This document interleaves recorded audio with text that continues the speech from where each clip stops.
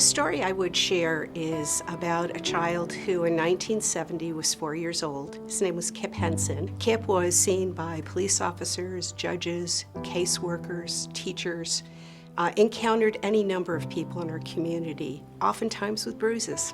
And I don't think that we as a community in 1970 were aware of the impact. Tragically, Kip died at the hands of his parents. He was 4 years old at the time that he died, and was a good example in our community of what can happen when we don't pay attention. Let me give you a hopeful story, okay? And this is not on sexual abuse, it is on physical abuse of a 6-week-old who came in with signs of having sustained an injury to the head injury. And that child, I knew the family, I was able to speak to the family, and I was able to actually get a disclosure from the father. But the hopeful piece about this is that the father, obviously in the court system, was able to actually state what had happened and ask the support of the court and was given mental health services. And there was a reunification of the family after 5 years. So not an easy journey, but a hopeful journey.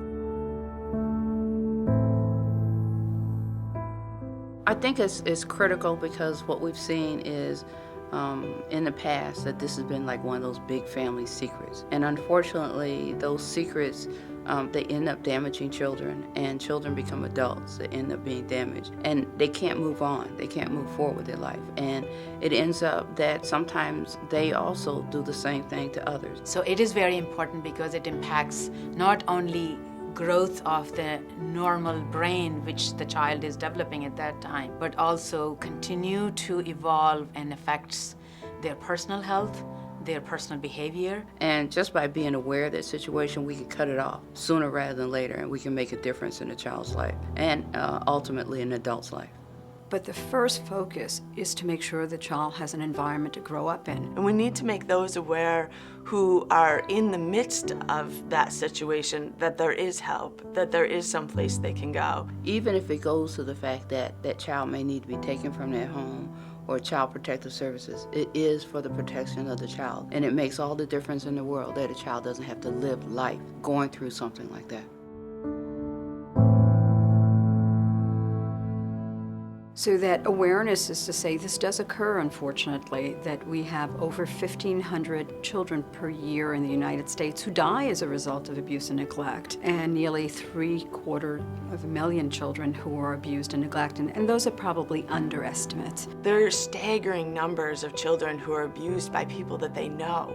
It's difficult in a child's mind, if you can imagine a 4-year-old or a 6-year-old or an 11-year-old, to begin to interpret what that touch means.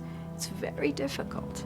They have to understand what abuse means and that it's not okay, that they can speak up. We have to be communicating about the awareness of child abuse in our community. And if we're talking about it, then I believe that there'll be more disclosure, which will lead to less child abuse. Even our own children, we have to make sure we're talking to them so that they understand what abuse is and what it means. And then they can tell you when they see it, when it's happening. There are things we can do to prevent it and to stop it.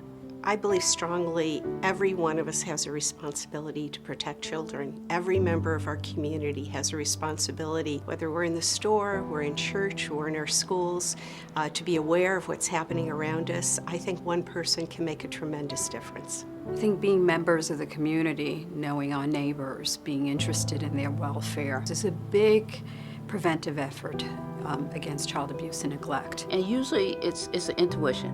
If you just feel something doesn't feel right, something doesn't look right, then talk to someone. We need to be having the conversation. We need to make people aware, and we need to make those aware who are in the midst of that situation that there is help, that there is some place they can go. Silence is not an option. If you see something, you have to say something. Just don't walk away from it, because walking away is not going to help. On the other hand, if we try to reach out to that individual, it actually not only save life, but also impact the rest of their life.